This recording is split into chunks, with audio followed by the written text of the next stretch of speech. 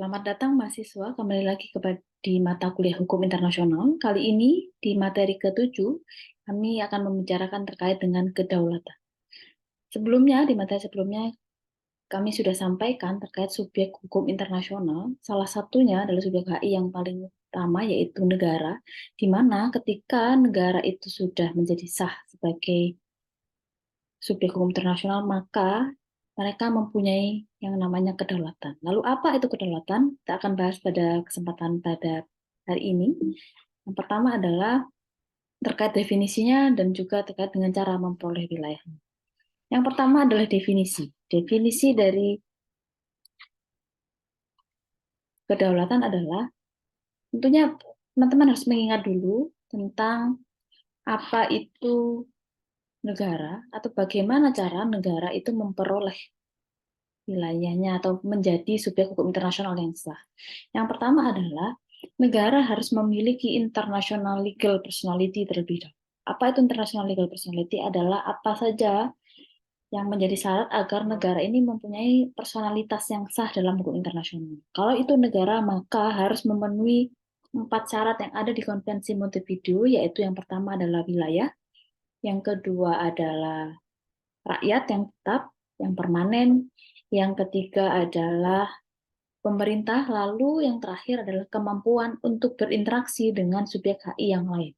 Tentunya, ketika berinteraksi dengan subjek HI yang lain, maka negara itu butuh pengakuan dari negara yang lain. Maka itu kan adalah sebagai hal yang tersirat dalam pengakuan tersebut. Atau tersirat dalam syarat pengakuan merupakan hal atau syarat sebagai negara.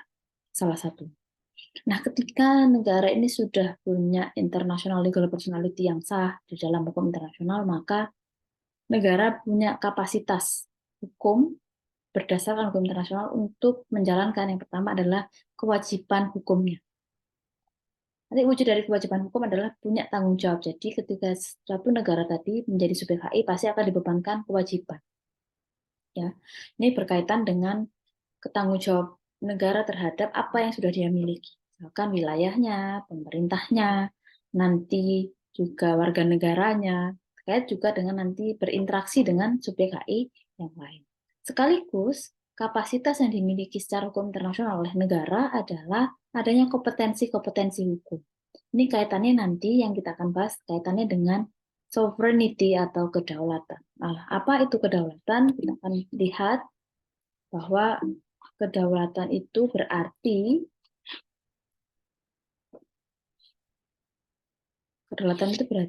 adalah supranus atau bahasa lainnya, atau kita bisa bilang bahwa kedaulatan itu adalah yang tertinggi.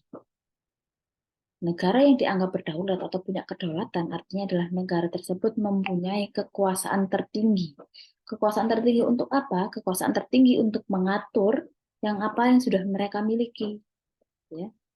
Jadi eh, yang mereka miliki apa? Kan tadi ada syaratnya melalui Konvensi Montevideo bahwa negara itu disangka sebagai negara ketika memiliki wilayah, ketika memiliki warga negara yang permanen atau rakyat yang permanen, lalu pemerintah yang berdaulat, dan sekaligus adanya interaksi atau kemampuan untuk berhubungan dengan negara yang lain atau subjek HI yang lain.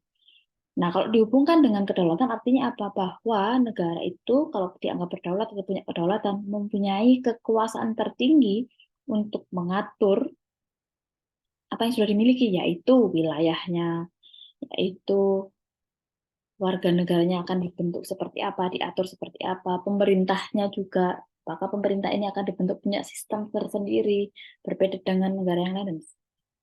Yang terakhir, negara juga punya kekuasaan tertinggi untuk menentukan interaksi internasionalnya dengan siapa, ya, atau dibentuk seperti apa.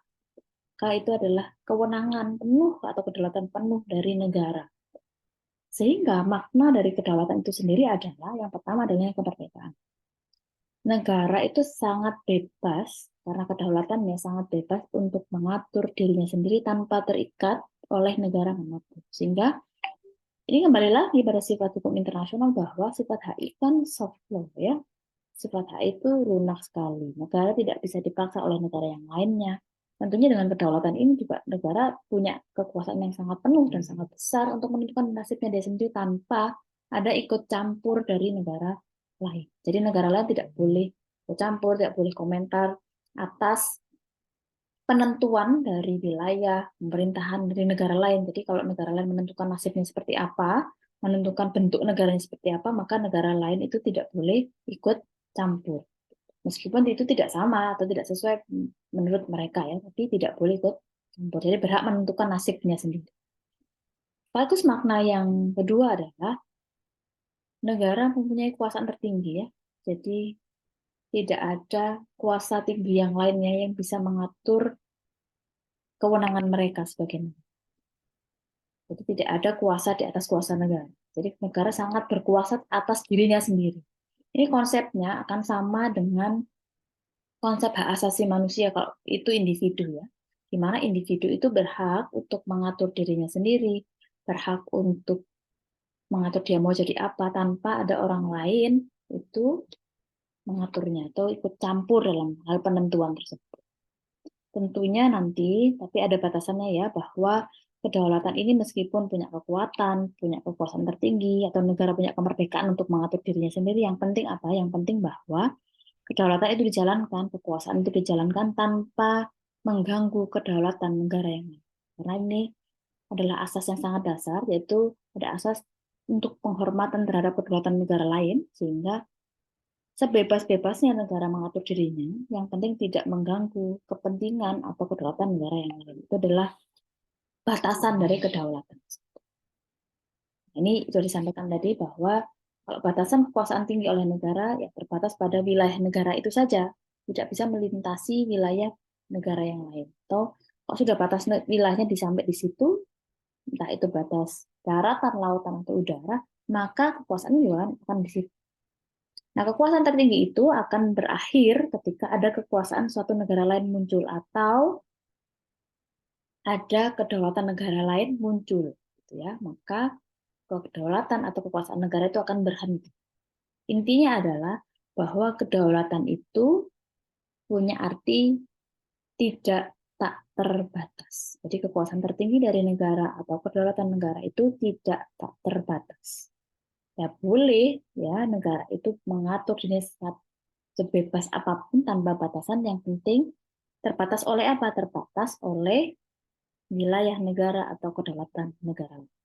Nah, itulah definisi dari kedaulatan yang bisa saya sampaikan pada kesempatan pada hari ini.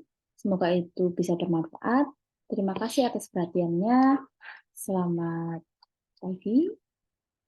Semoga ini membantu. Terima kasih. Wassalamualaikum warahmatullahi wabarakatuh.